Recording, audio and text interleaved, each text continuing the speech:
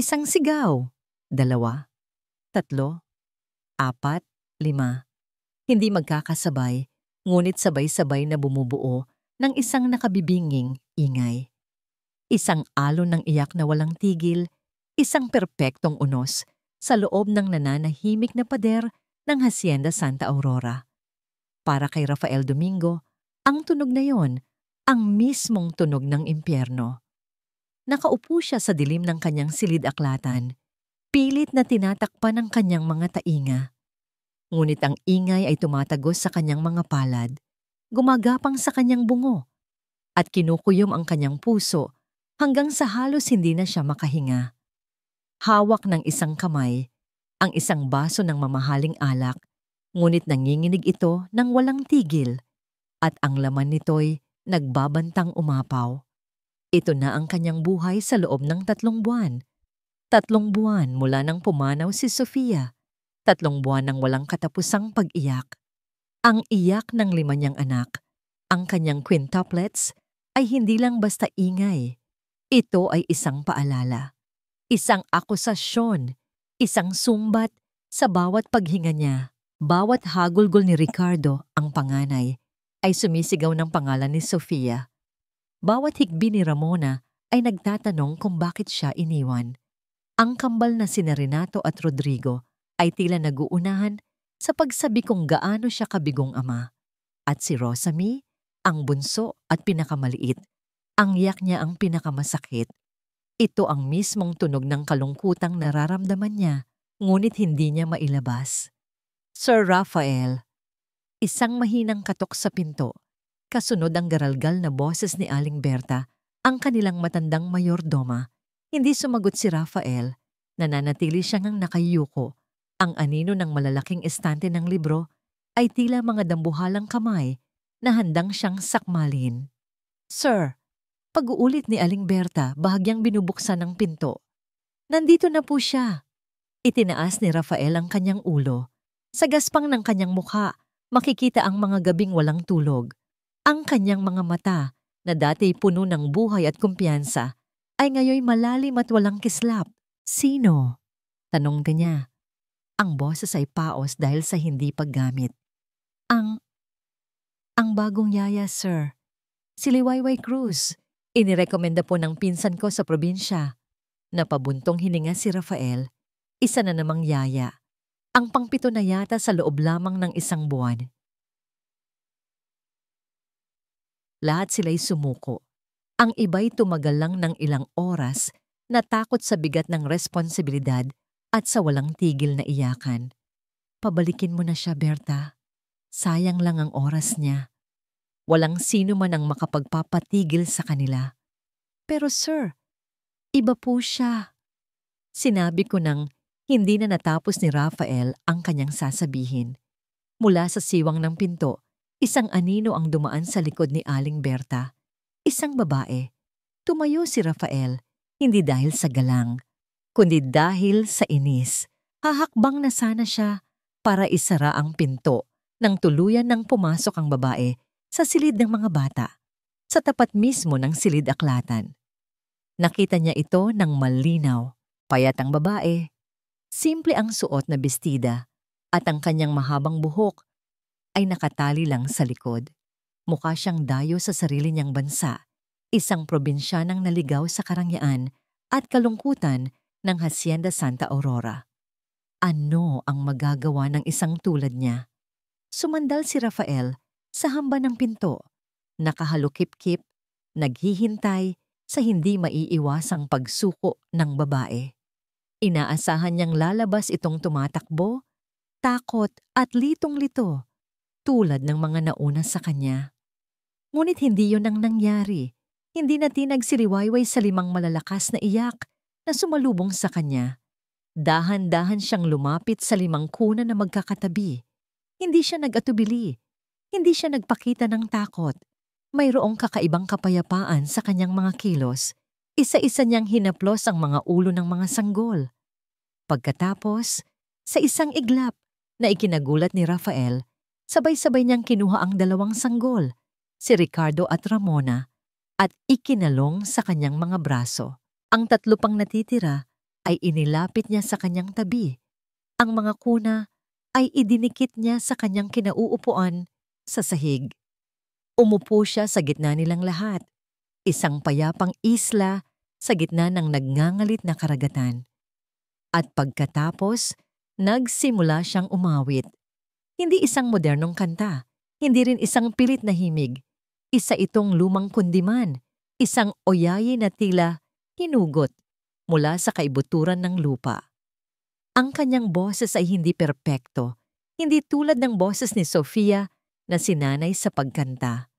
Ngunit mayroon itong init, mayroon itong bigat, mayroon itong pagmamahal sa ugoy ng duyan. Sana'y di magmaliw ang dati kong araw. Unti-unti, isang himala ang naganap sa harap ng mga mata ni Rafael. Unang tumahimik si Ricardo. Ang kanyang mga kamao na kanina'y nakakuyom sa galit ay dahan-dahang bumukas. Sumunod si Ramona na isiniksik ang kanyang mukha sa leeg ni Liwayway. Pati ang kambal na sina Renato at Rodrigo na kanina'y sabay na humahagulgol ay napalitan ng maliliit na hikbi hanggang sa ang mga hikbing iyon ay naging mahimbing na paghinga. At si Rosamie, ang pinakamahirap patulugin, ay dahan-dahang ipinikit ang kanyang mga mata sa tunog ng himig ni Liwayway. Natahimik ang buong paligid. Ang katahimikan ay biglaan at malalim. Halos nakabibingi. Sa unang pagkakataon sa loob ng 3 buwan, walang umiiyak sa Hacienda Santa Aurora. Tanging ang mahinang himig na lamang ni Liwayway ang maririnig. Isang himig na tila nagpapatulog hindi lamang sa mga sanggol, kundi pati na rin sa mga demonyong bumabagabag sa kaluluwa ni Rafael. Nakatayo lang siya roon, hindi makagalaw. Naramdaman niya ang paninikip ng kanyang dibdib, ang pagbara sa kanyang lalamunan. Ang babaeng ito, ang simpleng babaeng ito, nagawa niya ang imposible. Ibinaba ni Liwayway ng may buong pag-iingat ang 2 sanggol pabalik sa kanilang kuna. Hinaplos niya ang pisngi ng bawat isa, tinitiyak na mahimbing ang kanilang tulog bago dahan-dahang tumayo. Pagharap niya, nagtama ang kanilang mga mata. Sa mga mata ni Liwayway, walang pagmamalaki, tanging isang simpleng pag-aalala. Ngumiti siya ng bahagya, isang ngiting tila nagsasabing, okay lang po ang lahat. At sa sandaling iyon, naramdaman ni Rafael ang isang bagay na matagal na niyang hindi naramdaman. Isang bagay na mainit, isang bagay na basa, isang butil ng luha ang pumatak mula sa kanyang kanang mata. Mabilis niya itong pinunasan, umaasang hindi ito nakita ng dalaga. Tumalikod siya at pumasok muli sa dilim ng kanyang silid-aklatan. Ngunit sa pagkakataong ito, hindi na para magtago. Nananatili siyang nakatayo, nakikinig sa katahimikang bigay ng babaeng hindi niya kilala. Sino siya? Isang anghel na ipinadala mula sa langit?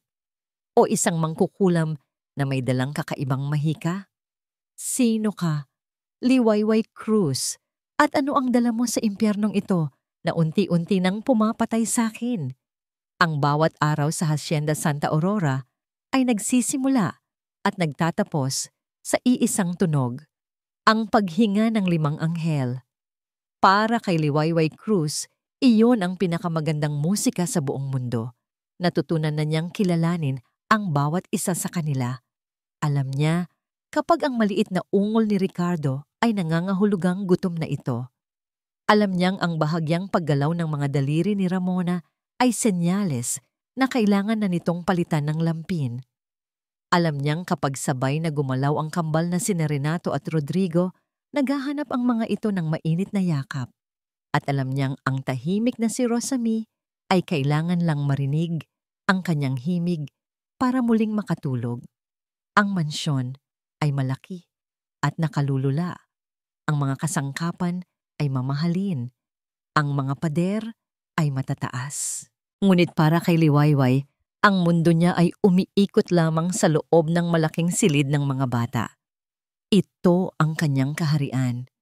Ang 5 duyan ang kanyang trono. Ngunit may isang anino sa paraisong ito. Isang aninong malungkot at laging nasa gilid. Si Sir Rafael. Lagi niya itong nakikita. Nakatayo sa may pintuan. Tahimik na nagmamasid. Hindi ito nagsasalita. Hindi rin ito ngumingiti. Tila isang estranghero sa sarili nitong tahanan, isang haring nawalan ng kaharian. Nakikita ni Liwayway ang sakit sa mga mata nito. Isang kalungkutang napakalalim na tila kayang lunurin ang sino mang mapalapit. Isang hapon, habang abala si Liwayway sa pagpapatulog kay Rosamie, narinig niya ang pag-iyak ni Renato mula sa kuna nito. Akma na sana niya itong bubuhatin nang makita niya si Sir Rafael na pumasok sa silid. Ako na," sabi nito. Ang boses ay magaspang at tila hindi sanay magsalita. Tumango si Liwayway at maingat na ibinaba si Rosamie sa duyan. Pinanood niya ang amo. Kitang-kita ang pag-aalinlangan sa mga kilos nito.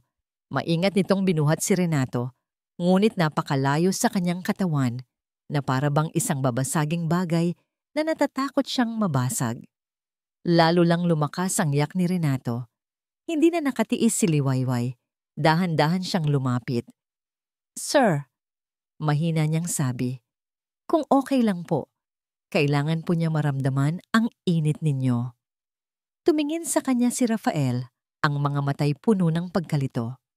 "Ganto po," sabi ni Liwayway. Inilapit niya ang kanyang kamay sa braso ni Rafael para itama ang posisyon ng sanggol. "Idikit niyo po siya sa dibdib niyo. Hayaan niyo pong marinig niya ang tibok ng puso ninyo."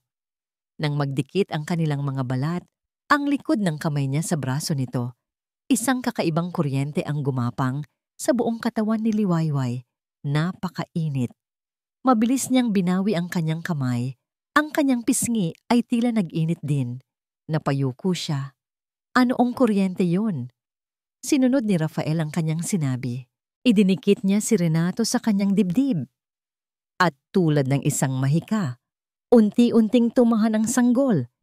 Isinikisik nito ang mukha sa damit ng ama at humikbi na lang ng mahina. Nakatitig lang si Rafael sa kanyang anak, tila hindi makapaniwala.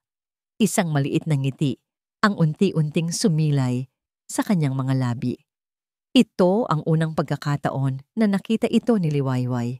Isang ngiting pagod, isang ngiting malungkot, ngunit isang tunay na ngiti. At sa sandaling iyon, nakaramdam si Liwayway ng isang bagay na mas malakas pa sa kuryenteng naramdaman niya kanina. Isang mainit na pakiramdam sa kanyang dibdib, habag, at marahil, isang bagay pa na hindi niya pinangalanan. Kinabukasan, nagpa siya si Liwayway na magluto ng isang bagay na espesyal. Pagkatapos niyang mapatulog ang 5, dumiretso siya sa kusina. Naabutan niya si Aling Berta na naghahanda ng karaniwang tinapay at keso para sa tanghalian ni Rafael. "Aling Berta, ako na po," sabi ni Liwayway. "Ano po bang paboritong pagkain ni Sir?" Nagulat ang matanda. "Naku iha, kahit ano naman ang ihain mo dyan halos hindi ginagalaw." Mula nang hindi na nito tinapos ang sasabihin. "Subukan ko lang po," ang ngiti ni Liwayway. Nagluto siya ng adobong manok, ang paboritong lutuin ng kanyang yumaong ama. Simple lang ang kanyang sangkap, ngunit ibinuhos niya ang lahat ng kanyang pag-iingat sa pagluluto. Ang bango ng bawang, toyo, at suka ay unti-unting kumalat sa buong bahay. Isang amoy ng tahanan na matagal nang nawala sa hasyenda. Nang ihain niya ito sa mesa, nakita niyang lumabas si Rafael mula sa kanyang silid-aklatan. Tila sinusundan ng amoy. Naupo ito sa mesa, tinitigan ang pagkain, at sa unang pagkakataon, kumuha ito hindi lang ng isang subo, kundi ng isang buong sandok ng kanin at ulam. Tahimik itong kumain. Nakatayo lang si Liwayway sa isang sulok. Pinapanood ito. Nakita niya ang bahagyang pagpikit ng mga mata nito sa bawat subo. Isang alaala, isang lasa ng nakaraan. Nang matapos ito, tumingin ito sa kanya. "Salamat," simpleng sabi nito. Umalis itong muli at pumasok sa kanyang lungga. Ngunit para kay Liwayway, ang isang salitang iyon ay sapat na. Ang kapayapaang unti-unting bumabalot sa hasyenda ay biglang nagambala kinahapunan. Isang mamahaling kotse ang pumarada sa harap ng mansyon. Mula roon ay bumaba ang isang babaeng nakaputing bestida, elegante at maganda.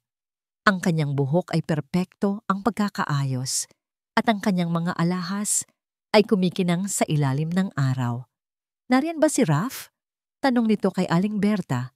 Ang boses ay matamis, ngunit may himig ng pag-uutos. Nasa silid-aklatan po, Dr. Nerissa, sagot ng matanda. Pumasok ang babae sa mansyon na parang pag-aari niya ito. Siya si Dr. Nerissa Alcaraz, ang family doctor at matalik na kaibigan daw ni Sir Rafael. Nang makita ni Liwayway ang doktora, agad siyang nakaramdam ng pagkailang. Ngumiti ito sa kanya, ngunit ang ngiti ay hindi umabot sa mga mata.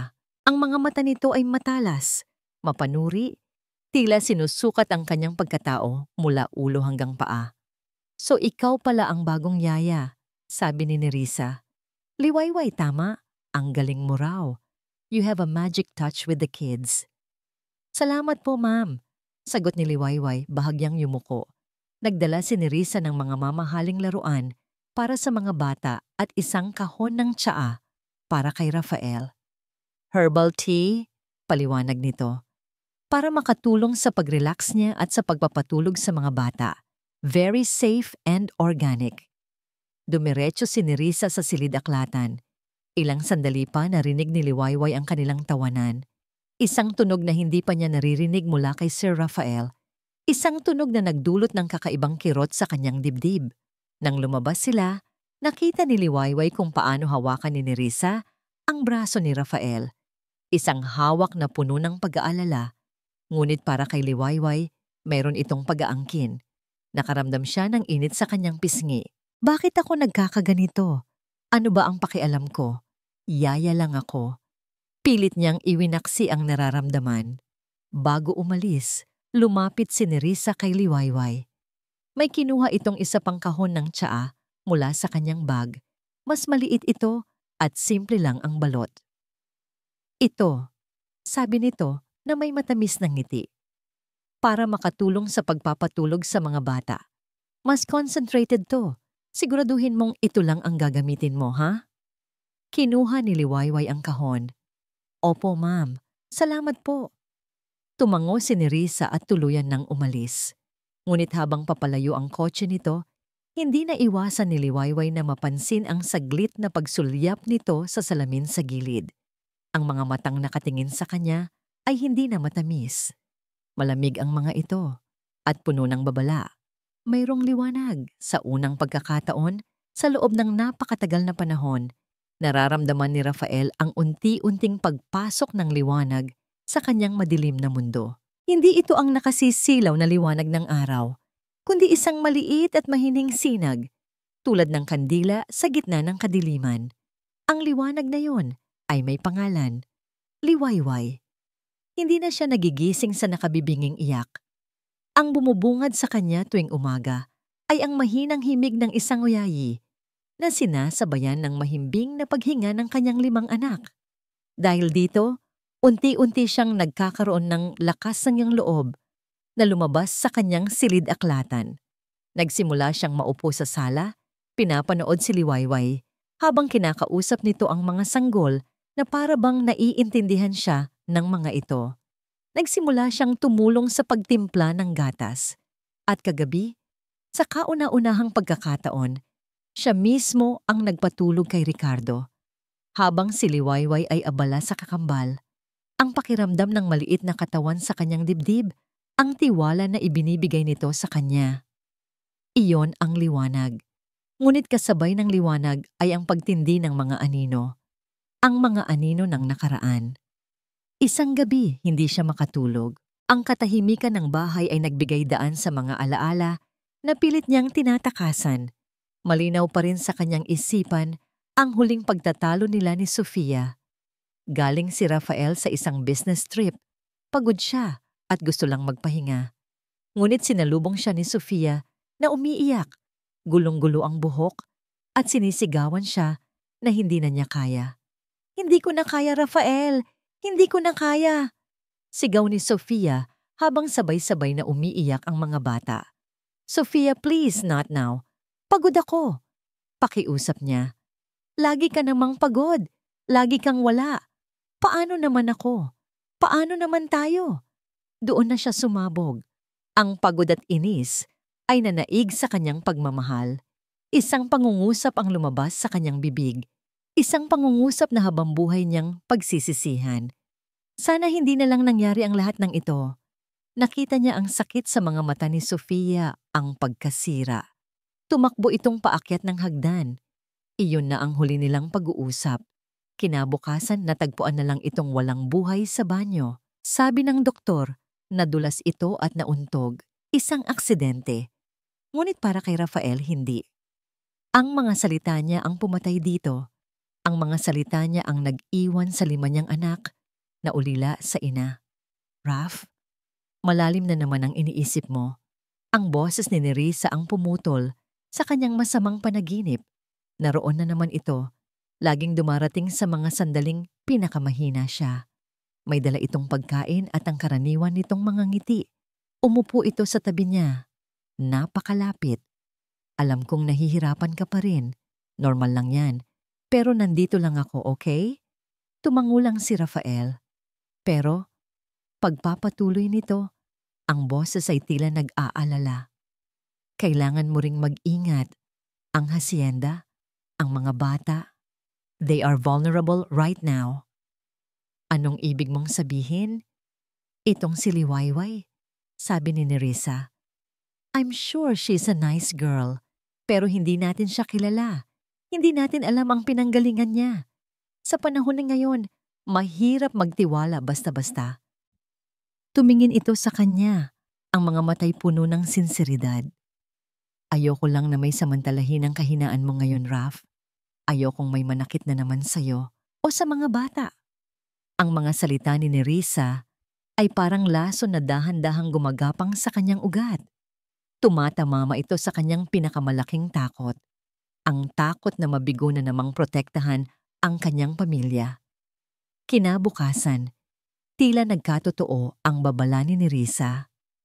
Habang pinapainom ni Liwayway ng gatas si Ramona, bigla na lang itong sumuka.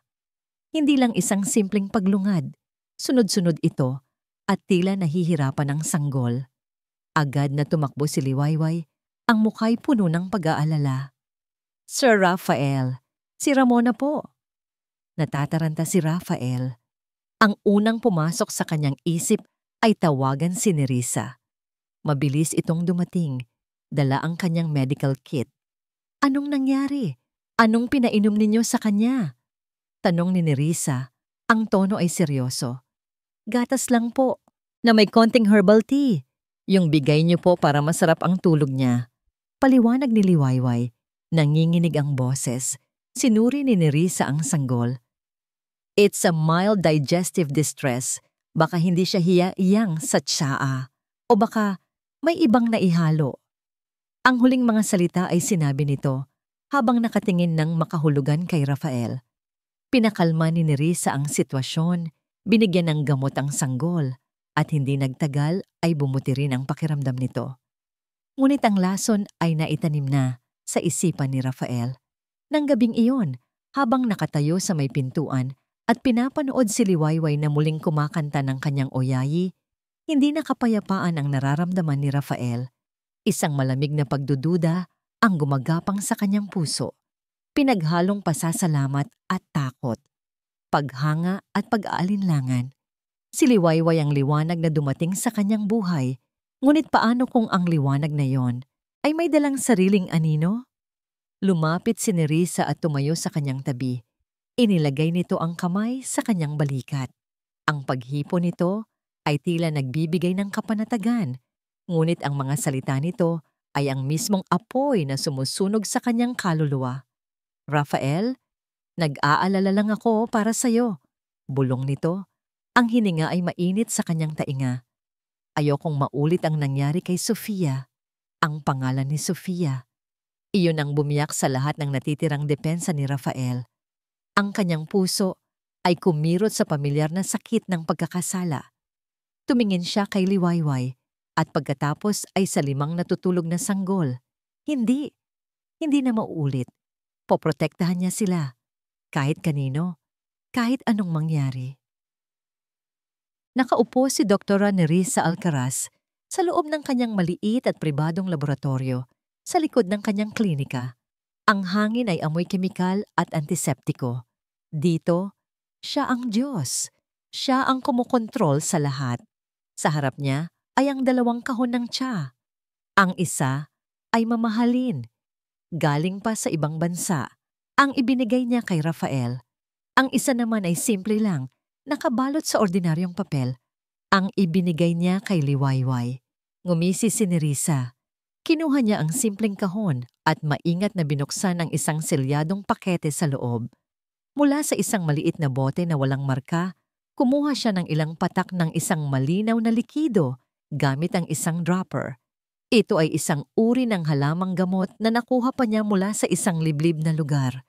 Hindi ito nakamamatay sa maliit na dosis, ngunit sapat na para magdulot ng matinding pananakit ng tiyan, pagsusuka at pamumula ng balat. Isang perpektong lason na hindi lason. Maingat niyang ipinatak ito sa tsaa. Tinitiyak na masisipsip ito ng mga tuyong dahon. Pagkatapos, muli niyang isinara ang pakete na para bang hindi ito nabuksan. Isang patak para kay Ramona. Bulong niya sa sarili. Ang kanyang boses ay malamig at walang emosyon. Bukas, 2 patak para kina Renato at Rodrigo. Habang ginagawa ito, hindi niya maiwasang maalala ang nakaraan. Isang alaala ang sumagi sa kanyang isipan. Nasa universidad pa lang sila noon, siya at si Rafael. Sila ang laging magkasama, sila ang power couple na inaasahan ng lahat na magkakatuluyan. Siya ang top student sa medisina. Si Rafael ang tagapagmana ng isa sa pinakamalaking hasyenda sa bansa. Perpekto. Hanggang sa dumating si Sofia, isang art student na may mga matang nangangarap at ngiting nakahahawa. Sa isang iglap, nabihag nito ang puso ni Rafael. Ang lahat ng pinagplanuhan ni Nerissa, ang lahat ng inaasahan niya, ay gumuho. Hindi siya nagalit. Naghintay siya. Nang ikasal sila, nanatili siyang matalik na kaibigan. Ang pinagkakatiwalaang doktora. Nakita niya ang bawat bitak sa kanilang relasyon. Ang pagkapagod ni Rafael, ang unti-unting pagkalugmok ni Sofia sa postpartum depression matapos ipanganak ang quintuplets. Doon siya kumilos. Isang imahe ang muling lumitaw sa kanyang isipan. Ang maliit na bote ng antidepressants ni Sofia sa banyo nito. Kinuha niya ang bote, pinalitan ang laman ng mga ordinaryong bitamina na magkakamukha at ibinalik ito sa lalagyan. Simple lang, walang bakas. Unti-unti niyang pinanood ang paglubog ni Sofia sa sarili nitong kadiliman habang siya ang nagsisilbing tagapagligtas. Sa paningin ni Rafael, ang balikat na laging handang sandalan. Kasalanan niya, sabi ni Nerissa, habang tinititigan ang sariling refleksyon sa salamin ng kanyang mesa. Inagaw niya ang dapat na sa akin. At ngayon, may bago na namang agila. Isang hamak na probinsyana. Isang yaya na sa isang iglap ay nakuha ang atensyon at nakikita niya ito. Nararamdaman niya ito. Ang namumuong pagtingin ni Rafael. Ang paraan ng pagtingin nito kay Liwayway. Ang nangiting hindi niya kailanman nakita na ibinigay sa kanya. Sapat na yon para ipadama sa kanya ang pamilyar na kamandag ng inggit. Hindi na ngayon, sabi niya. Kinuha niya ang isang litrato mula sa kanyang wallet. Isang litrato nilang 3.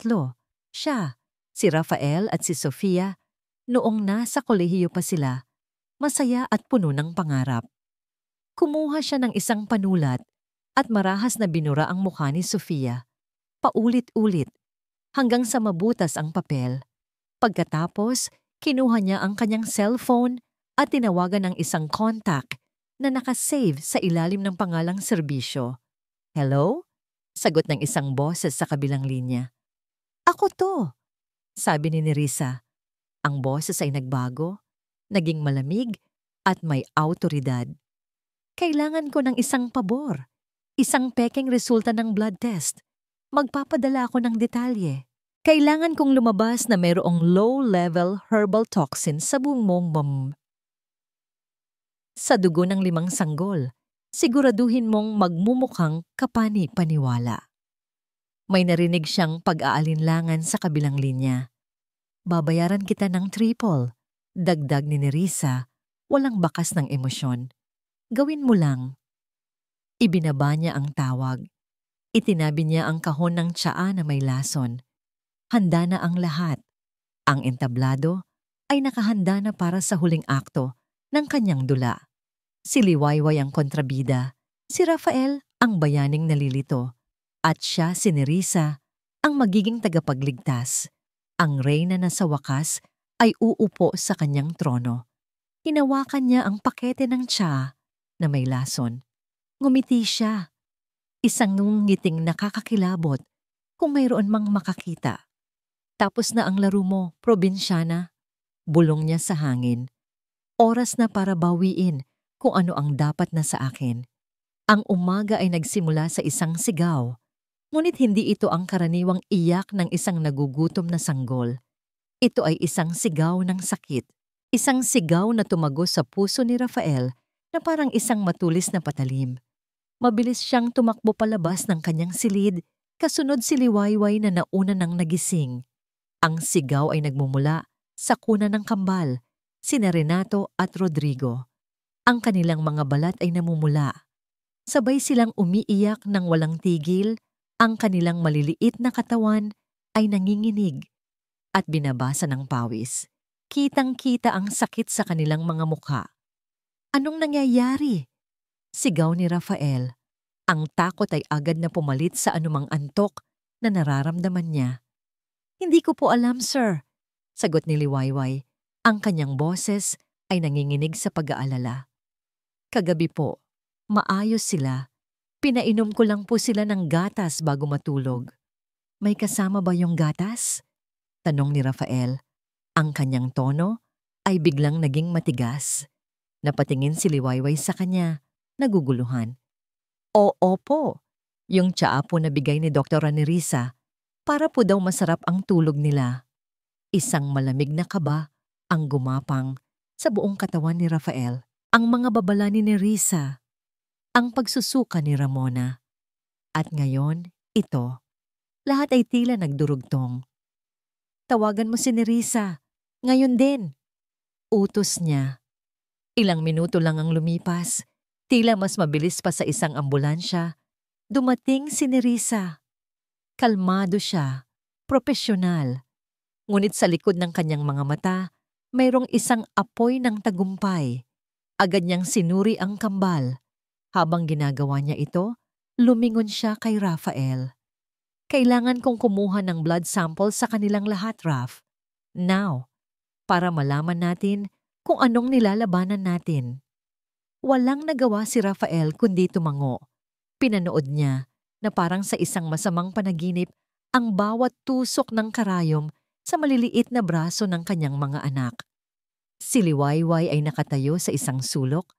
Ang mga kamay ay nakatakip sa kanyang bibig. Ang mga matay puno ng luha. Makalipas ang isang oras na tila katumbas ng isang taon, bumalik si Nerissa mula sa kanyang kotse. Dala-dala ang isang portable analysis machine at isang folder. Ang kanyang mukha ay seryoso. Seryosong seryoso. Raf, sabi niya. Ang boses ay mababa at puno ng pag-aalala. Umupo ka. Ano yon? Sabihin mo na. Inilatag ni Nerissa ang mga resulta ng pekeng pagsusuri sa mesa. May nakita akong lason, isang herbal toxin. Hindi ito nakamamatay sa ganitong karaming dosis, pero sapat na para magdulot ng matinding pinsala sa atay at bituka ng mga sanggol kung magpapatuloy. Napatayo si Rafael. Ang salitang lason ay umalingaw sa kanyang tainga. Ang kanyang pinakamasamang bangungot. Sa saan galing yan? Hindi sumagot si Nerissa. Sa halip tumingin siya ng makahulugan kay Liwayway. Imposible, sabi ni Liwayway, humahakbang pasulong. Wala akong ginagawang masama. Mahal ko ang mga bata. Kung ganon, ano ito? Tanong ni Nerissa, Ang kanyang boses ay biglang naging matalas. Nagsimula siyang maglakad patungo sa silid ni Liwayway. Sumunod si Rafael na tuliro. Binuksan ni Nerissa ang aparador ni Liwayway. Nagsimula siyang maghalongkat sa mga simpleng damit nito at mula sa ilalim ng mga nakatuping bestida, inilabas niya ang isang bagay. Ang maliit na kahon ng tsaa na ibinigay niya. Ito, dito nanggagaling, sabi ni Nerissa. Ipinapakita ang kahon kay Rafael. Sinabi ko sa kanya na ang isa lang ang gamitin, pero ito ang ipinainom niya. Hindi totoo yan, sigaw ni Liwayway, umiiyak na. Bigay niyo po sa akin yan. Sinabi niyo po na mas concentrated lang yan para makatulog sila. Tumingin si Nerissa kay Rafael, ang kanyang mukha ay puno ng habag. Para kay Rafael, nakikita mo na, Raf? Ginagawa niya ito para magkasakit ang mga bata. Para kapag napagaling niya sila, aakalain mong may utang na loob ka. Hihingi siya ng pera o baka mas malala pa. Pumasok si Liwayway sa eksena, gulat at hindi makapaniwala. Nakita niya ang kahon ng tsa sa kamay ni Nerissa, ang mga papel ng pekeng resulta sa mesa, at ang mukha ni Rafael na puno ng pagkasuklam. Lahat ng piraso ay naglaglagan sa isipan ni Rafael. Ang pagdududa, ang takot, ang walang katapusang pagkakasala sa pagkamatay ni Sofia. Naghalo-halo ang lahat, bumubuo ng isang nakabubulag na galit. Bakit? Tanong ni Rafael.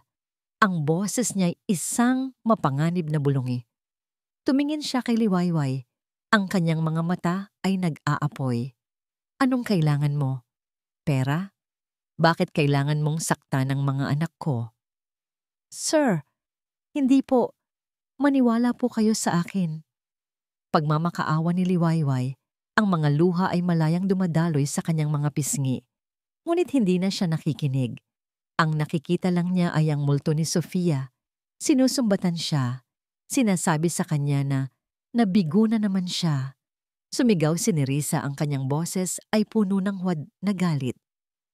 Bubulagin ka ba ng babaeng yan hanggang sa may mangyaring masama sa mga anak mo? Iyon na ang huling patak. Tumingin si Rafael kay Liwayway, hindi na bilang isang anghel na nagdala ng liwanag, kundi bilang isang demonyong nagdala ng panganib. Ang lahat ng namuong pagtingin, ang lahat ng pasasalamat, ay napalitan ng itim na galit at takot. Itinaas niya ang kanyang kamay, itinuro si Liwayway at bumaling sa dalawang gwardiya na pumasok dahil sa ingay. Mga gwardiya, sigaw niya, ang kanyang boses ay umalingaw-ngaw sa buong mansyon, puno ng sakit at pagtataksil. Ikulong ang babaeng yan. Ang mga salita ni Rafael ay parang isang malakas na sampal sa mukha ni Liwayway. Mas masakit pa sa sampal. Ito ay isang saksak na tumagos ng diretso sa kanyang puso. Sir, hindi po. Nagkakamali po kayo. Paulit-ulit niyang sinasabi habang papalapit ang dalawang gwardiya. Ang kanyang boses ay basag. Halos hindi na marinig dahil sa kanyang sariling mga hikbi. Hinanap niya ang mga mata ni Rafael. Nagbaka sakali siya. Umaasa na makikita niya roon kahit isang katiting na pag-aalinlangan. Ngunit wala. Ang nakita lang niya ay isang pader na bakal. Malamig, matigas, at puno ng galit. Tinalikuran siya nito. Ang simpleng pagtalikod na yon ang pinakamasakit sa lahat. Naramdaman niya ang magaspang na pagkakahawak ng mga gwardiya sa kanyang mga braso. Malakas, mahigpit, walang habag. Bitawan na niyo ako. Sigaw niya. Nagsisimulang magpumiglas. Wala akong kasalanan. Maniwala kayo sa akin. Ngunit walang nakikinig. Para silang mga bingi. Ang kanyang mga salita ay nawawalang parang bula sa hangin. Kinaladkad siya palabas ng silid. Habang dumadaan sila sa harap ng kuna ng mga bata, narinig niya ang kanilang pag-iyak. Hindi na iyak ng sakit, kundi iyak ng paghahanap. Ang mga kamay nila'y nakaunat sa hangin, tila inaabot siya. Narinig niya ang boses ni Ricardo. Sa unang pagkakataon, na bumibigkas ng isang tunog na malapit sa isang salita. Mama! Why? Napahinto si Liwayway. Ang puso niya ay tila pinipiga hanggang sa madurog. Mga anak! Bulong niya. Pero tinulak lang siya ng mga gwardya. Palabas ng mansyon. Palayo sa nag-iisang lugar na naramdaman niyang siya'y kabilang. Dinala siya sa likod ng malaking bahay. Sa isang lumang istruktura na gawa sa bato at kahoy. Ito ang dating bodega. Ang bodega ng hasyenda. Puno ng alikabok. Amoy ng nabubulok na kahoy. At nababalot sa dilim. Itinulak siya papasok. Ang kanyang mga tuhod ay sumayad sa maruming semento. Diyan ka lang, sabi ng isang gwardiya. Ang boses ay walang anumang emosyon. Pagkatapos, isang malakas na kalabog. Ang mabigat na pintuan na gawa sa bakal at kahoy ay isinara. Isang tunog ng pagpihit at ng susi ang sumunod. At pagkatapos, katahimikan. Isang nakabibinging katahimikan. Naiwan siyang mag-isa sa dilim. Tanging isang maliit na sinag ng liwanag ang tumatagos mula sa isang siwang sa bintanang nababalutan ng agiw. Yumuko si Liwayway. Niyakap niya ang kanyang mga tuhod at doon, sa sahig na malamig at marumi, ibinuhos niya ang lahat ng kanyang sakit. Umiyak siya ng umiyak hanggang sa halos maubusan na siya ng hininga. Hindi ang pagkakakulong ang masakit. Hindi ang maruming paligid. Ang masakit ay ang pagtataksil. Ang sakit ay ang makita ang pagkasuklam sa mga mata ng taong sinimulan na niyang. Hindi. Hindi niya itutuloy. Isang kasinungalingan lang pala ang lahat. Isang panaginip na naging bangungot. Ang mga ngiti. Ang mga salamat. Ang paraan ng pagtingin nito sa kanya noong tinuruan niya itong humawak ng sarili niyang anak. Lahat ba yon ay wala lang? Ganoon na lang ba kadaling itapon ang lahat dahil sa mga salita ng ibang tao? Mula sa malayo, sa gitna ng kanyang paghagulgol, may narinig siyang isang pamilyar na tunog. Mahina sa simula, ngunit papalakas ng papalakas. Iyak. 5 iyak. Nagmumula sa mansyon, naglalakbay sa hangin, tumatagos sa mga pader ng bodega, at sa gitna ng kanilang pag-iyak, naririnig niya ang paulit-ulit na tawag. Isang salitang sabay-sabay nilang binibigkas sa abot ng kanilang makakaya. Mama, why? Mama, why? Mama, why? Ang tunog na yon ay mas masakit pa kaysa sa sarili niyang pag-iyak. Ang bawat tawag ay isang punyal na lalong bumabaon sa kanyang puso. Napatakip siya ng tainga, ngunit huli na. Ang tunog ay nasa loob na ng kanyang isipan. Patawarin niyo ako, mga anak, sabi niya sa kanyang isip. Hindi ko kayo mapuntahan. Patawarin niyo ako. Bigla, may narinig siyang kaluskos sa labas ng pinto. Isang anino ang humarang sa maliit na siwang sa ilalim. Liwayway, apo. Isang pamilyar na boses, garalgal, puno ng awa. Aling Berta? Gulat na tanong ni Liwayway, gumagapang palapit sa pinto. Shh! Sabi ng matanda mula sa labas. Nandito ako. Nakikinig ako. Idinikit ni Liwayway ang kanyang pisngi sa malamig na bakal ng pinto. Aling Berta, wala po akong kasalanan. Pakiusap, maniwala po kayo sa akin. Naniniwala ako sa iyo, apo, sagot ng matanda. Ang boses ay nanginginig. Alam ko, nakikita ko. May narinig siyang buntong hininga. Liwayway, apo, patawarin mo kami. May gagawin ako. Hindi kita pababayaan. Ang buong mansyon ay nababalot sa tensyon. Si Liwayway ay nasa bodega. Ang mga bata ay nasa kanilang silid. Patuloy sa pag-iyak kahit anong gawin ng mga bagong yaya na kinuha ni Nerissa. At si Rafael ay muling nagkulong sa kanyang silid-aklatan. Hawak ang isang baso ng alak, ngunit ang sakit sa kanyang dibdib ay mas matindi pa kaysa dati. Akala niya, ang pagpapakulong kay Liwayway ay magbibigay sa kanya ng kapayapaan.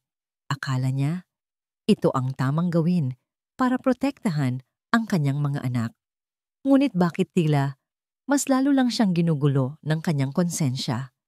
Ang mga iyak ng kanyang mga anak na tumatawag sa pangalan ni Liwayway ay parang mga tinik na paulit-ulit na tumutusok sa kanyang puso. Sa gitna ng kaguluhang ito, si Aling Berta ay tahimik na nagmamasid. Ang kanyang mga mata na nasaksihan na ang paglipas ng 3 henerasyon ng mga Domingo ay nakakakita ng mga bagay na hindi nakikita ng iba. Nakikita niya ang peke sa mga ngiti ni Nerissa. Nararamdaman niya ang kasinungalingan sa hangin. Kinabukasan, nilakasan niya ang kanyang loob. Kumatok siya sa pinto ng silid-aklatan. "Sir Rafael," sabi niya nang pagbuksan siya nito. "Ano yon, Berta?" Iritableng tanong ni Rafael. "Tungkol po kay Liwayway." "Tapos na ang usapang yan," putol ni Rafael. "Huwag mo nang babanggitin ang pangalan niya." "Pero sir, hindi po ako naniniwala." Giit ng matanda. Ang kanyang boses ay may bigat ng katapatan. "Kilala ko si Liwayway. Mabuti siyang bata. At mas kilala ko ang tingin ng isang ahas na tulad ni Nerissa." Natigilan si Rafael. "Ano niyong sinasabi mo, Berta? Si Nerissa ang tumulong sa atin. Siya rin po ang laging nasa tabi ninyo noong mga panahong mahina si Ma'am Sofia." Mahinang sabi ni Aling Berta. "Siya ang nagdadala ng mga gamot. Siya ang nagdadala ng mga tsa. Sir, pakiusap. Gamitin niyo ang mga mata niyo." Ikinuyom ni Rafael ang kanyang mga kamao. "Lumabas ka na, Berta. Pagod lang yan." Ngunit isang butil ng pagdududa ang naitanim sa isipan ni Rafael. Ang mga salita ni Aling Berta, isang taong naglingkod sa kanilang pamilya ng buong buhay, ay may bigat. Hindi sumuko si Aling Berta. Alam niyang kailangan niya ng pruweba. Nang hapong iyon, nang dumating si Nerissa para kumustahin ang mga bata, sinundan niya ito ng tingin. Nakita niya itong pumasok sa dating silid ni Sofia na ngayon ay ginagawa ng guest room. Naghintay si Aling Berta. Nang lumabas si Nerissa, palihim siyang pumasok sa silid. Nagsimula siyang maghalungkat. Sa ilalim ng kama, sa likod ng isang maleta, may nakita siyang isang maliit na bag. Nang buksan niya ito, nakita niya ang mga bote ng gamot na walang marka at ang orihinal na kahon ng tsaa na mamahalin, kapareho ng ibinigay ni Nerissa kay Rafael. Bakit ito itatago? Bigla, bumukas ang pinto. Nakatayo roon si Nerissa. Ang kanyang mga ngiti ay wala na. Ang natira ay isang malamig at nakakakilabot na tingin. "Anong ginagawa mo rito, Berta?" Naglilinis lang, Dadra." Palusot ng matanda, mabilis na itinago ang bag sa kanyang likuran. Ngunit nakita na ni Nerissa ang takot sa mga mata ng matanda. "Alam na." "Niya." "Alam mo, Berta," sabi ni Nerissa, dahan-dahang isinasara ang pinto. "Pagod ka na. Sa edad mong yan, kailangan mo na ng pahinga. Hayaan mong timplahan kita ng tsaa. Pampakalma." "Wag na, Dra. Aalis na ako." "Umupo ka." Utos ni Nerissa. Ang boses ay puno ng bakal. Walang nagawa si Aling Berta. Naupo siya sa gilid ng kama, nanginginig. Pinanood niya si Nerissa habang nagtitimpla ito ng tsa mula sa isang thermos na dala nito. Kitang-kita ng kanyang mga mata kung paano palihim na nagpatak ng isang likido si Nerissa mula sa isang maliit na bote papunta sa tasa bago ito iabot sa kanya. "Inumin mo," sabi ni Nerissa. "Para sa high blood mo." Alam na ni Aling Berta kung ano yon. Alam niyang ito na ang katapusan niya.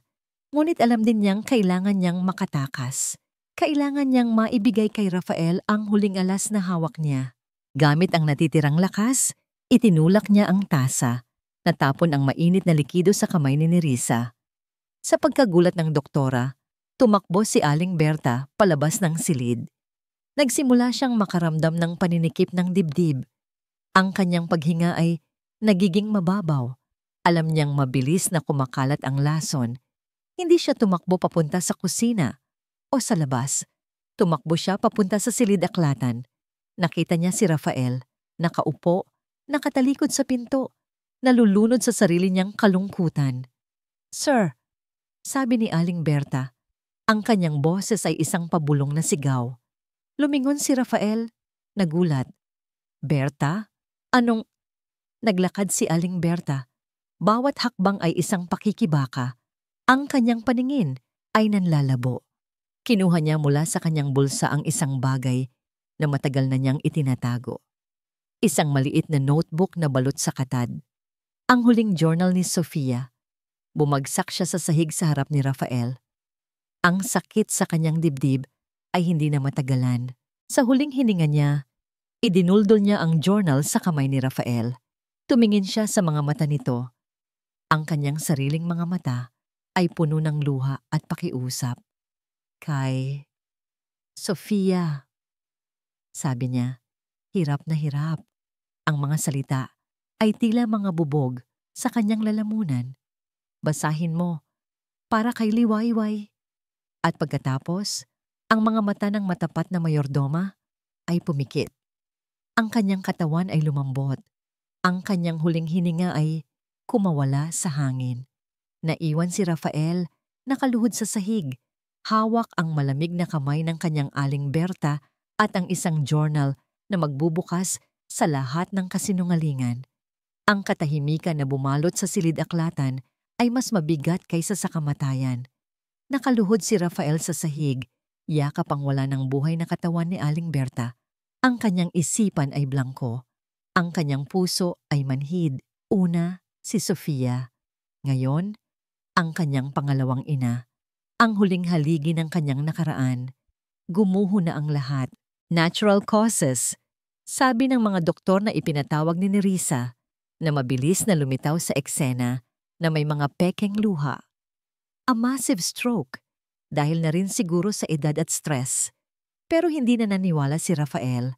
Ang huling mga salita ni Aling Berta, ang tingin sa kanyang mga mata, ang journal na ngayon ay mahigpit niyang hawak. May mali, isang napakalaking kamalian. Nang mag-isa na lang siyang muli sa silid, sa ilalim ng liwanag ng isang maliit na lampa, binuksan niya ang talaarawan, ang sulat kamay ni Sofia. Pamilyar, maganda, at puno ng sakit.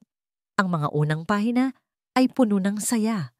Ang pagbubuntis, ang pananabik sa pagdating ng quintuplets. Ngunit habang lumilipas ang mga pahina, unti-unting nagbabago ang tono. October 12, ang sabi ni Nerissa, normal lang daw ang nararamdaman ko. Postpartum depression daw. Binigyan niya ako ng bagong gamot. Pero bakit parang mas lalo akong nalulungkot? Parang may kulog sa loob ng ulo ko na hindi tumitigil. Naramdaman ni Rafael ang paninikip ng kanyang dibdib. Nagpatuloy siya sa pagbabasa. October 25, dumalaw na naman si Nerissa. Siya na lang yata ang nakakaintindi sa akin. Pero kanina, may sinabi siya habang tinutulungan niya si Raf sa mga bata. Kung ako lang ang asawa mo, hindi ka magkakaganito, bulong niya. Akala niya siguro hindi ko narinig. Ngumiti lang siya sa akin pagkatapos. Isang ngangiting nakakakilabot. Kinilabutan si Rafael. Ang mga alaala ay nagsimulang bumalik. Ang palaging presensya ni Nerissa. Ang mga nakakatulong nitong komento. November 7, nakita ko si Nerissa kanina sa banyo. Akala ko, umalis na siya. Nakita kong hawak niya ang bote ng gamot ko. Nang makita niya ako, nabitawan niya ito. Tinitingnan ko lang kung tama ang dosage mo. Sabi niya, bakit niya kailangang gawin yon? Hindi ba't siya ang nagreseta nito? Ang pinakamasakit na bahagi ay nasa huling pahina. Ang sulat ay nanginginig, tila isinulat ng nagmamadali. November 15, takot ako. Hindi ko alam kung bakit pero takot ako kay Nerissa. Ang paraan ng pagtingin niya kay Rafael, parang pag-aari niya ito. Ang paraan ng pagtingin niya sa akin, parang isa akong sagabal. Sinubukan kong sabihin kay Raf, pero nag-away lang kami. Pakiramdam ko, may binabalak siyang masama. Pakiramdam ko, hinihintay niya lang akong mawala. Napahagulol si Rafael, isang hagulgol na nagmumula sa kaibuturan ng kanyang kaluluwa. Ang bigat ng pagkakasala ay halos dumurog sa kanya. Hindi lang ang kanyang mga salita, ang pumatay kay Sofia, ang kanyang pagkabulag, ang kanyang katangahan. Pinunasan niya ang kanyang mga luha. Ang kalungkutan ay napalitan ng isang malamig at matigas na galit. Ang pagkamatay ni Sofia, ang pagkamatay ni Aling Berta, ang pagkakakulong ni Liwayway, lahat ay konektado, lahat ay gawa ng iisang tao, ni Risa. Tumingin si Rafael sa journal at pagkatapos ay sa kamay ni Aling Berta. Para kay Liwayway, naunawaan na niya, hindi lang ito babala. Ito ay isang misyon, isang habilin. Mabilis siyang tumayo. Tumakbo siya papunta sa security room ng mansyon kung saan nakalagay ang mga monitor ng CCTV. Halos hindi na niya ito pinapansin noon. Ngayon, ito ang kanyang huling pag-asa. Ginalugad niya ang mga recordings, ang silid ni Sofia, ang pasilyo, ang silid-aklatan, at doon niya nakita. Isang footage mula kahapon. Malinaw na malinaw. Si Aling Berta tumatakbo palabas ng guest room. Pagkatapos, si Nerissa sumusunod sa likod nito. Ang mukha ay hindi na mukha ng isang nag-aalalang kaibigan, kundi mukha ng isang mangangasong nahulihan ng biktima. Hindi niya nakita ang nangyari sa loob ng silid, pero sapat na ito. Bumalik siya sa silid-aklatan. Tumingin siya sa paligid, naghahanap ng kahit ano pa. Napadako ang kanyang tingin sa kuna ng mga bata na pansamantalang inilipat doon para mas mabantayan niya. Sa ibabaw ng kuna ni Ricardo, may isang laruan na nakasabit. Isang regalong ibinigay niya kay Sofia. Isang maliit na anghel na may voice recorder sa loob para i-record ang kanyang boses habang kumakanta para sa mga bata. Nanginginig ang mga kamay na kinuha niya ito. Pinindot niya ang play. Ang unang maririnig ay ang kanyang sariling boses, kumakanta ng sintonado. Ngunit pinindot niya ang next. Isang recording ni Sofia, humihimig ng isang oyayi. At pagkatapos, isa pa. At isa pa. At sa wakas, dumating siya sa huling recording. Hindi ito kanta. Static. Ingay sa background. At pagkatapos, isang boses, ang boses ni Nerissa. Umupo ka. Utos nito. Ang boses ay malamig at may awtoridad. Sinundan ito ng nanginginig na boses ni Aling Berta. Wag na Dra, aalis na ako. Inumin mo, para sa high blood mo.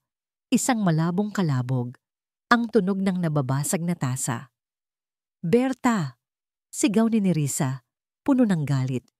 Pagkatapos ay mga yabag, mabilis, papalayo. Ang recorder ay naiwan, ngunit ang tunog ng paghahabulan ay sapat na malinaw. Ibinagsak ni Rafael ang laruan. Ang lahat ng pagdududa ay nawala. Ang lahat ng piraso ng puzzle ay nagkasya sa kani-kanilang lugar. Bumubuo ng isang larawan na napakapangit, napakasama, na halos hindi niya kayang tingnan. Hindi aksidente ang pagkamatay ni Sofia. Hindi stroke ang ikinamatay ni Aling Berta at si Liwayway. Si Liwayway ay inosente, isang biktima. Tulad nilang lahat. Isinara niya ang talaarawan ni Sofia. Tumingin siya sa direksyon ng bodega, kung saan niya ikinulong ang babaeng nagdala ng liwanag sa kanyang buhay, ang babaeng sinuklian niya ng kadiliman.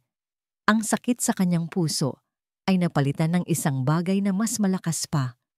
Determinasyon. Isang nangangalit na apoy ng pangangailangan para sa katarungan. Kinuha niya ang kanyang cellphone. Nanginginig pa rin ang kanyang mga kamay. Ngunit sa pagkakataong ito, hindi dahil sa takot o kalungkutan, dahil ito sa galit. Isang dalisay at nag-aapoy na galit. Hinahanap niya ang numero ng kanyang pinsan, isang kilalang abogado, sa Maynila. Nang sumagot ito, ang boses ni Rafael ay kalmado. Isang nakakakilabot na kalmado. Pinsan, kailangan ko ng tulong mo. Huminga siya ng malalim. Ang kanyang mga mata ay nakatitig sa madilim na bintana. Tila nakikita na ang mukha ng babaeng sisirain niya. May demonyong kailangan nating ilabas sa lungga niya. Ang sumunod na 2 araw ay ang pinakamahaba. At pinakamahirap sa buhay ni Rafael, kinailangan niyang magsuot ng maskara. Isang maskara ng kalungkutan para sa pagkamatay ni Aling Berta. Isang maskara ng patuloy na galit para kay Liwayway. At ang pinakamahirap sa lahat, isang maskara ng pasasalamat at pagdepende para kay Nerissa. Bawat ngiti na ibinibigay niya rito, bawat pagtango sa mga salita nito, ay parang laso na nilulunok niya. Ngunit kailangan, ito ay bahagi ng plano. Ang kanyang pinsan, si Attorney Miguel Migs de Leon, ay dumating mula Maynila. Hindi siya nagpakita sa mansyon. Sa halip, nagkita sila sa maliit na simbahan sa bayan, kasama ang isang taong hiningan din ni Rafael ng tulong. Si Father Emmanuel, ang matandang pari at matalik na kaibigan ng kanyang yumaong ama. Sa loob ng tahimik na opisina ng pari, inilatag ni Rafael ang lahat. Ang tala-arawan ni Sofia, ang voice recording, ang CCTV footage.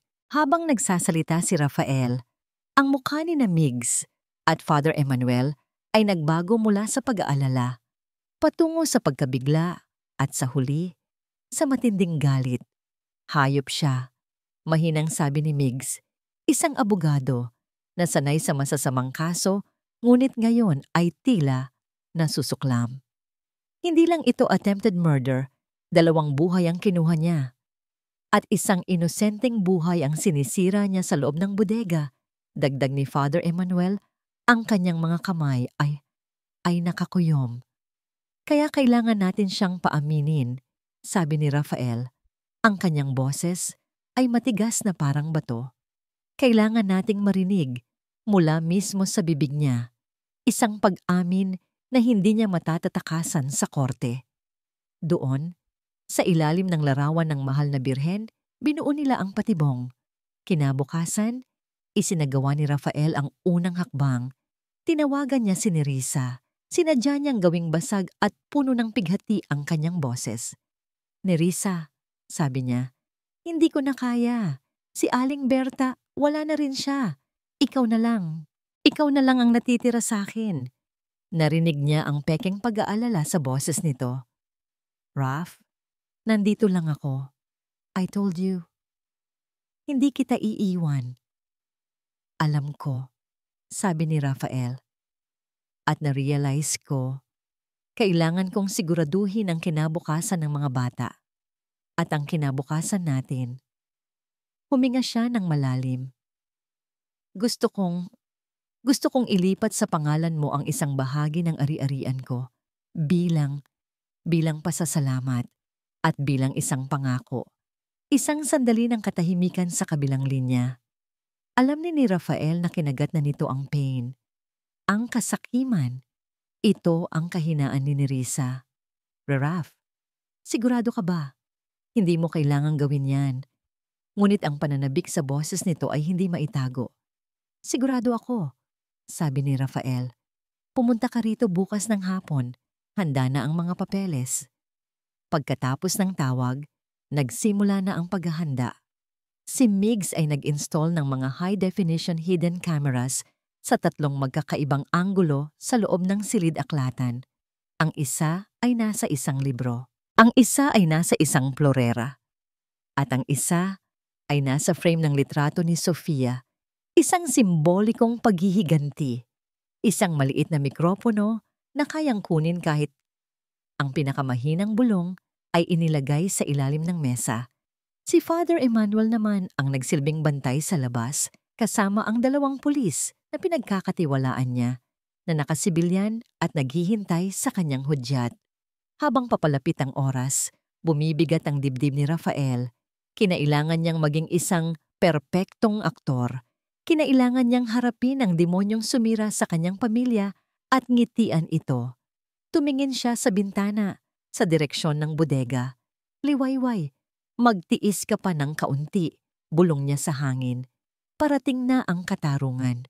Nang hapon na yon, dumating si Nerissa. Nakasuot ito ng isang eleganteng pulang bestida, tila isang reyna na handa ng angkinin ng kanyang kaharian. Ang kanyang nangiti ay matamis. Ang kanyang mga mata ay nagniningning sa tagumpay.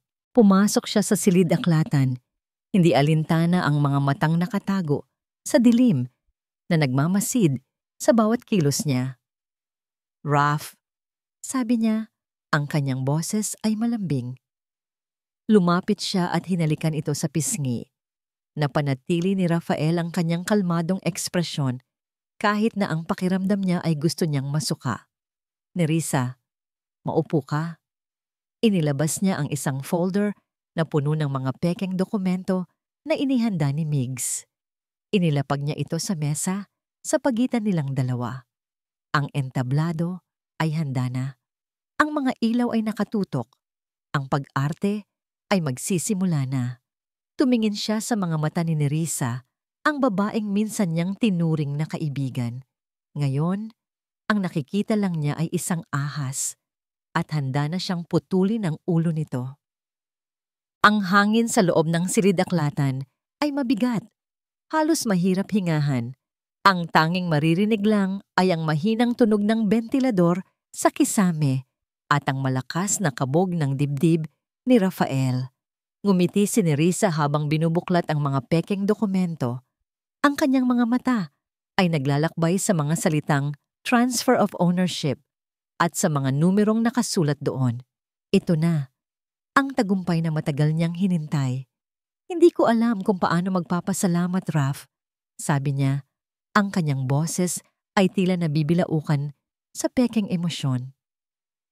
"Ipinapangako ko, aalagaan ko kayo. Aalagaan ko ang mga bata na parang tunay kong mga anak." Sumandal si Rafael sa kanyang upuan. Pinanatili ang kanyang maskara ng kahinaan. "Wala nang iba pa akong mapagkakatiwalaan kundi ikaw, Nerissa." Tinitigan niya ito ng diretso sa mata. Lalo na pagkatapos ng ginawa ng liwayway na yon. "Hanggang ngayon, hindi ako makapaniwala. Paano mo nalaman? Paano ka nakasiguro na siya talaga ang may gawa ng lahat?" Ito na ang tanong. Ang tanong na magbubukas sa pintuan ng impyerno. Isinara ni Nerissa ang folder. Isang mayabang na ngiti ang sumilay sa kanyang mga labi. Ang nangiti ng isang taong sigurado na sa kanyang panalo, na hindi na kailangan pang magtago. Tumingin siya kay Rafael na para bang isang batang walang muwang. "Oh, Raph," sabi niya. Ang kanyang boses ay naging isang mapang-asar na bulong. "Sweet na Eve, Raph. Paano ako nakasiguro?" Tumawa siya. Isang tawang malamig at walang kagalakan. "Dahil ako ang nagplano ng lahat, syempre." Bawat salita ay tumama kay Rafael na parang isang suntok. Ngunit hindi siya kumibo. Hinayaan niya itong magpatuloy. Kailangan niya ng lahat. Mula sa tsa, pagmamalaki ni Nerissa, na para bang ikinukwento ang isang napakagandang nagawa. Isang perpektong plano, isang maliit na lason na hindi naman talaga lason. Sapat lang para magmukhang kontrabida ang probinsyanang yon. Napakadali mong naniwala. Isang salita ko lang, isang pekeng ebidensya, at agad mo siyang hinusgahan. Ganoon ka naman talaga, hindi ba? Laging pinangungunahan ng takot at guilt. Lumapit siya sa mesa. Yumuko ng bahagya. Ang kanyang muka ay ilang pulgada na lang ang layo mula kay Rafael. Kahit noong panahon ni Sofia, pagpapatuloy niya, ang kanyang boses ay naging isang lason. Ang kanyang depression, tinulungan ko lang siyang lumubog ng mas mabilis. Ang mga gamot niya, mga bitamina lang yon. Habang ikaw, abala ka sa pagtatrabaho, ako ang nasa tabi niya. Binubulungan siya ng mga kasinungalingan hanggang sa siya na mismo ang sumira sa sarili niya. Bawat pag-amin ay isang matalim na kutsilyo sa puso ni Rafael. Ngunit tiniis niya. "At si Aling Berta," sabi ni Nerissa sabay irap. Ang matandang pakialamera. Narinig niya ang hindi niya dapat marinig. Nakita niya ang hindi niya dapat makita. Kaya binigyan ko siya ng tulong para mapabilis ang kanyang pamamahinga. Isang maliit na tulak lang naman ang kailangan niya. Hindi na napigilan ni Rafael ang isang butil ng luha na pumatak mula sa kanyang mata. Ngunit hindi ito luha ng kalungkutan. Ito ay luha ng nag-aapoy na galit. Akala ni Nerissa ito ay luha ng pasasalamat. Hinawakan niya ang kamay ni Rafael sa ibabaw ng mesa.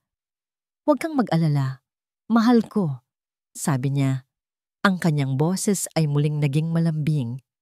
"Tapos na ang lahat. Wala nang hahadlang sa atin. Tayong dalawa na lang. At ang mga bata. Magiging isang pamilya tayo." Tumingin si Rafael sa kamay nilang magkahawak. Pagkatapos ay dahan-dahan niyang itinaas ang kanyang tingin.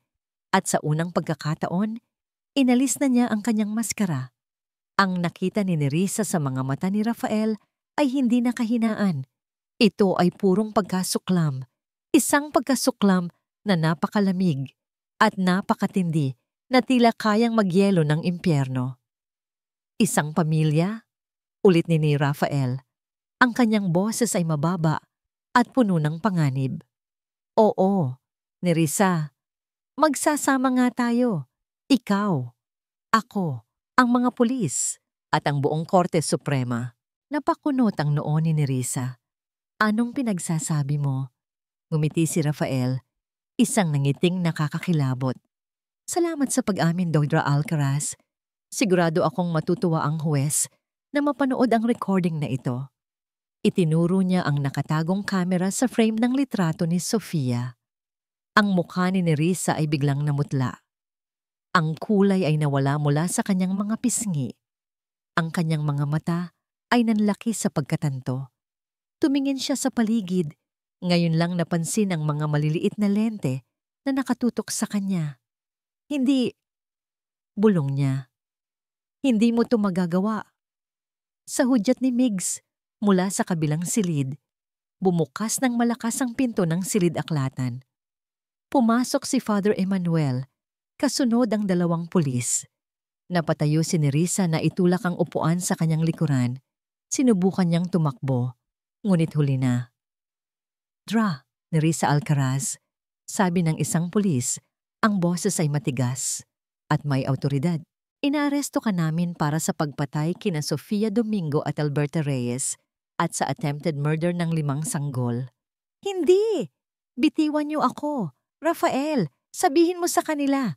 Paka na lang to. Rafael!" Sigaw niya habang pinupusasan, ngunit hindi siya pinakinggan ni Rafael.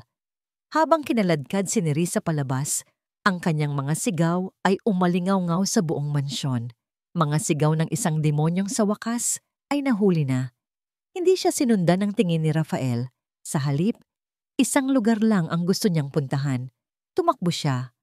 Tumakbo siya palabas ng silid-aklatan, palabas ng mansyon. Tumakbo siya patungo sa bodega. Ang susi ay nanginginig sa kanyang kamay. Oras na para palayain ang kanyang anghel. Ngunit pagbukas niya ng pinto, ang bumungad sa kanya ay ang katahimikan at ang dilim. Ang bodega ay walang tao. Wala na si Liwayway. Ang probinsya ng Pag-asa ay nabubuhay ayon sa pangalan nito. Ang hangin ay amoy alat ng dagat at puno ng pag-asa. Ang mga alon na humahampas sa dalampasigan ay tila bumubulong ng mga pangarap. Ngunit para kay Liwayway Cruz, ang Pag-asa ay isang lugar para magtago at kalimutan ang lahat. 3 linggo na ang nakalipas mula ng gabing iyon. Isang hardinero na matagal nang may utang na loob kay Aling Berta ang palihim na nagbukas ng pinto ng bodega. "Umalis ka na, Hiya," bulong nito, "bago pa may masamang mangyari sa'yo." Walang dalang kahit ano, maliban sa mga damit na suot niya at sa basag niyang puso. Umalis si Liwayway. Bumalik siya sa maliit na bahay ng kanyang tiyahin kung saan siya lumaki. Sinubukan niyang ipagpatuloy ang kanyang dating buhay. Nagtitinda siya ng isda sa umaga, naglalaba sa hapon. Ngumingiti siya sa mga kapitbahay, nakikipagbiruan. Ngunit pagsapit ng gabi, kapag mag-isa na lang siya sa kanyang maliit na silid, bumabalik ang lahat. Ang tawa ng 5 sanggol, ang amoy ng kanilang gatas, ang paraan ng pagtulog nila sa kanyang mga braso at ang mukha ni Rafael, ang mga mata nitong puno ng galit at pagkasuklam, paulit-ulit. Isang bangungot na hindi matakasan. Isang hapon, habang nag-aayos siya ng mga lambat sa dalampasigan, isang itim at pamilyar na kotse ang huminto sa di kalayuan. Bumaba mula rito ang isang lalaki. Payat ito, gusot ang damit, at may malalalim na itim na bilog sa ilalim ng kanyang mga mata. Si Rafael. Napatigil si Liwayway sa paghinga. Ang kanyang puso ay nagsimulang tumibok ng napakabilis. Gusto niyang tumakbo, magtago, ngunit ang kanyang mga paa ay tila nakapako sa buhangin. Dahan-dahang lumapit si Rafael na para bang natatakot na baka sa isang maling galaw lang ay bigla siyang maglaho. Huminto ito ilang talampakan mula sa kanya. "Liwayway," sabi nito. Ang boses ay paos at puno ng sakit. Hindi sumagot si Liwayway. Ipinagpatuloy niya ang pag-aayos ng lambat kahit na nanginginig ang kanyang mga kamay. "Nahanap na kita." Pagpapatuloy ni Rafael. "Ilang linggo na kitang hinahanap." "Bakit po, sir?" Tanong ni Liwayway. Hindi pa rin tumitingin. Para po ba muli akong ikulong? May pait sa kanyang boses na hindi niya sinasadyang ilabas. Nasaktan si Rafael sa kanyang mga salita. "Hindi," mabilis niyang sagot. "Nandito ako para humingi ng tawad." Sa wakas ay tumingin na si Liwayway. At sa mga mata ni Rafael, wala na ang galit. Ang nakita niya ay isang kalungkutang mas malalim pa sa karagatan sa kanyang likuran. "Liwayway, nalaman ko na ang lahat," sabi ni Rafael. Ang kanyang boses ay nababasag. "Si Nerissa, siya ang may gawa ng lahat. Simulat sa pool, ang pagkamatay ni Sofia, ang pagkamatay ni Aling Berta, ang pagsasakit sa mga bata. Lahat ay plano niya. Inilahad niya ang lahat. Ikinuwento niya ang tungkol sa talaarawan, sa voice recording, at sa pag-amin ni Nerissa.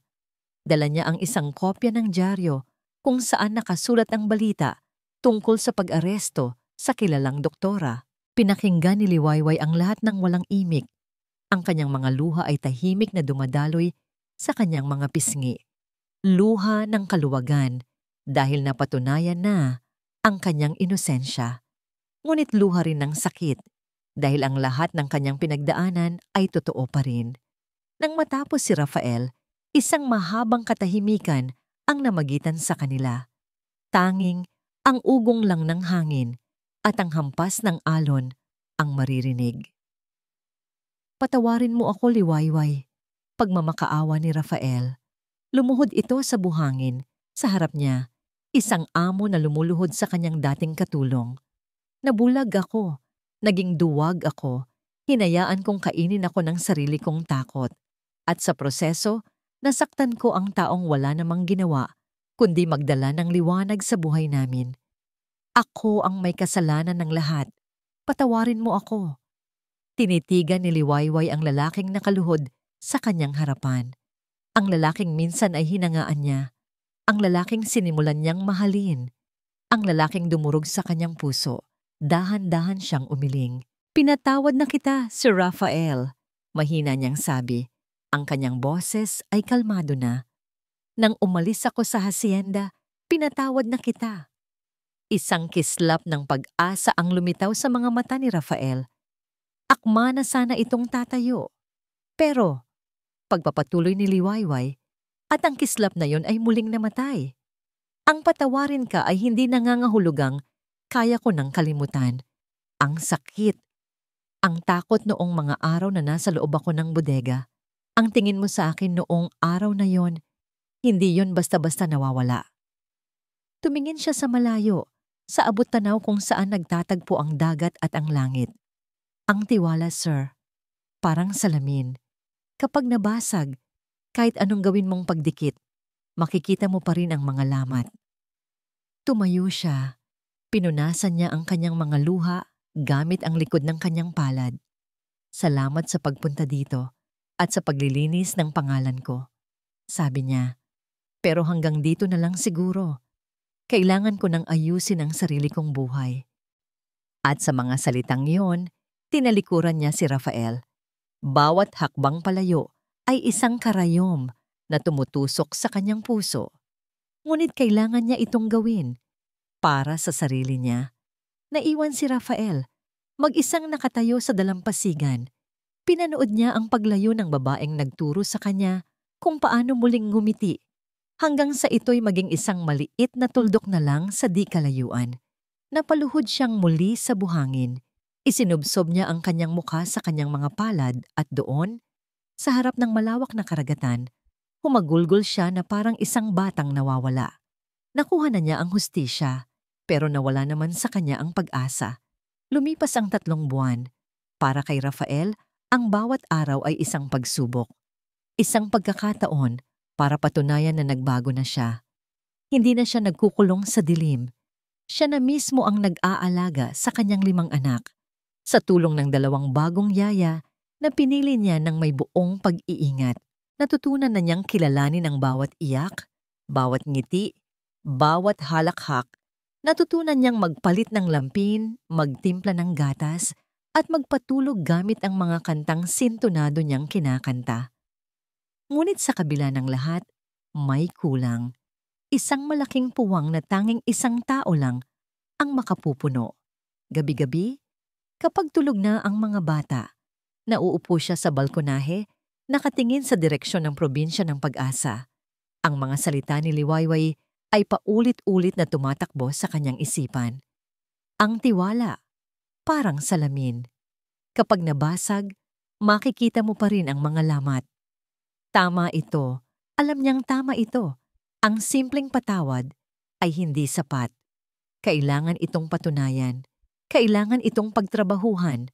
At doon, sa ilalim ng liwanag ng mga bituin, nakagawa siya ng desisyon. 1 linggo ng umaga, ang maliit na simbahan sa Pag-asa ay puno ng mga tao para sa misa. Si Liwayway ay nakaupo sa isang tabi, tahimik na nagdarasal. Sa loob ng 3 buwan, unti-unti niyang binubuo muli ang kanyang sarili. Ang sakit ay naroon pa rin, ngunit hindi na kasing talim ng dati. Bigla, isang anino ang tumabon sa liwanag mula sa pintuan. Napatingin ang lahat. Nakatayo roon si Rafael Domingo. Hindi na siya mukhang gusgusin. Maayos ang kanyang pananamit. Ngunit ang kanyang mukha ay puno ng isang emosyon na hindi pa nakikita ng mga taga roon. Pagpapakumbaba. At hindi siya nag-iisa. Karga niya sa kanyang mga braso sina Ricardo at Ramona. Ang 2 yaya na kasama niya ay karga naman ang kambal na sina Renato at Rodrigo. At sa isang baby carrier na nakasabit sa kanyang dibdib, mahimbing na natutulog si Rosamie. Ang pagbulong-bulungan ay kumalat sa buong simbahan na parang apoy. Lahat ay napatingin kay Liwayway na ngayon ay nakatayo, ang kanyang mga mata ay nanlalaki sa gulat. Dahan-dahang naglakad si Rafael sa gitna ng pasilyo. Hindi niya pinansin ang mga tingin ng mga tao. Ang kanyang mga mata ay nakatuon lamang sa isang tao. Huminto siya sa harap ni Liwayway. At doon, sa harap ng buong bayan, sa harap ng Diyos, dahan-dahan siyang lumuhod. Ibinaba niya ng may pag-iingat ang 2 bata sa sahig. Liwayway, sabi niya, ang kanyang boses ay malinaw at sapat na para marinig ng lahat. Hindi ito boses ng isang makapangyarihang hasendero. Ito ay boses ng isang taong nagsusumamo. Hindi ako naparito para humingi ulit ng tawad. Pagpapatuloy niya, tumitingin ng diretso sa kanyang mga mata. Dahil alam kong hindi sapat ang mga salita. Nandito ako para hilingin sa iyo na bigyan mo ako ng pagkakataong ipakita sa iyo araw-araw na pinagsisisihan ko ang lahat. Hayaan mo akong pagtrabahuhan ng tiwala mo kahit gaano pa katagal. Tumingala siya. Hindi ko hinihiling na bumalik ka bilang yaya. Hinihiling ko sa iyo na bumalik ka para tulungan akong buuin muli ang tahanang sinira ko. Para maging ilaw hindi lang para sa mga anak ko, kundi para na rin sa akin. Natahimik ang lahat. Tanging ang mahinang iyak lang ni Rosamie ang maririnig. Hindi makapagsalita si Liwayway. Ang kanyang puso ay nag-uumapaw sa napakaraming emosyon. Ngunit ang nagpabago sa lahat ay hindi ang mga salita ni Rafael. Ang 2 sanggol sa sahig, sina Ricardo at Ramona, ay nagsimulang gumapang. Dahan-dahan, ngunit may determinasyon. Gumapang sila palapit, hindi sa kanilang ama. Gumapang sila palapit kay Liwayway. Niyakap ni Ricardo ang kanyang binti.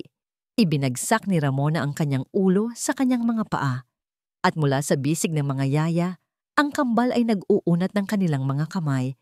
Ang kanilang mga bibig ay bumubuo ng iisang salita. Mama. Mama, why? Sa sandaling iyon, ang huling piraso ng yelo sa puso ni Liwayway ay tuluyan ng natunaw. Lumuhod siya at niyakap ang dalawang bata sa sahig. Isang malakas na hikbi ang kumawala mula sa kanyang dibdib. Isang hikbi ng kalungkutan, ng pagpapatawad, at ng pag-ibig na hindi kailanman nawala. Itinaas niya ang kanyang ulong puno ng luha at tumingin kay Rafael na nakaluhod pa rin. Ang sariling mga mata ay basang-basa na rin ng luha. Isang simpleng tango. Iyon lang ang kailangan. Isang tango na nagsasabi ng lahat. Ang Hacienda Santa Aurora ay hindi na lang isang mansyon. Ito ay naging isang tahanan. Sa tulong ni Liwayway, binuksan ni Rafael ang isang bahagi ng kanilang lupain at nagpatayo ng isang maliit na bahay ampunan. Tinawag nila itong Sophia's Haven bilang parangal sa kanyang yumaong asawa. Ngayon, ang hacienda ay hindi na lang puno ng yak ng 5 sanggol, kundi ng halakhak ng marami pang bata. Mga batang ulila na nakahanap ng bagong pamilya. Isang hapon, habang papalubog ang araw, nakatayo sina Rafael at Liwayway sa balkonahe, magkahawak kamay. Pinapanood nila ang kanilang 5 anak na nakikipaglaro sa iba pang mga bata sa hardin. Ang hangin ay puno ng tunog ng buhay, pag-asa at bagong simula. Salamat! Bulong ni Rafael, hinigpitan ang hawak sa kamay ni Liwayway. Salamat sa pagtuturo mo sa akin kung paano muling magtiwala at magmahal. Ngumiti si Liwayway, isang nangiting totoo at nagmumula sa puso. Isinandal niya ang kanyang ulo sa balikat nito. Hindi na nila kailangan pang magsalita. Ang mga lamat sa salamin ay naroon pa rin. Ngunit sa paglipas ng panahon, natutunan nilang hindi ito isang tanda ng kahinaan. Ito ay isang paalala kung gaano sila naging katatag para buuin muli ang isang bagay na nasira.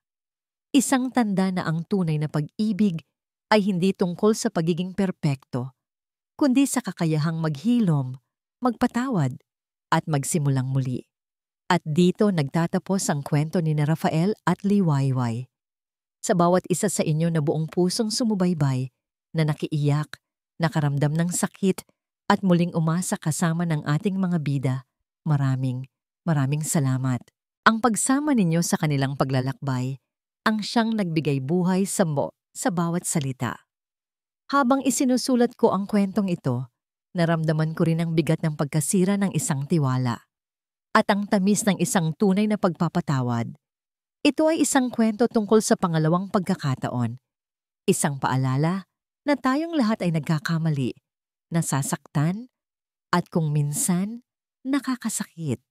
Ngunit ipinapaalala rin nito sa atin na ang puso ng tao, gaano man karaming beses mabasag, ay may kakayahang maghilom, na ang tunay na pag-ibig ay hindi natatagpuan sa isang perpektong simula, kundi sa tapang na buuin muli kung ano ang nasira, at sa pag-asang sa kabila ng mga lamat, mas nagiging matatag ang isang pagmamahalan.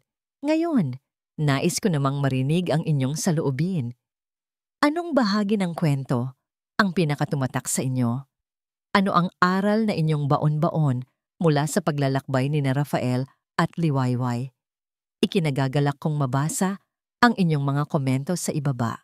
Hanggang sa muli nating pagkikita sa susunod na kwento, naway laging maghari ang pag-ibig, pag-asa at pagpapatawad sa ating mga puso.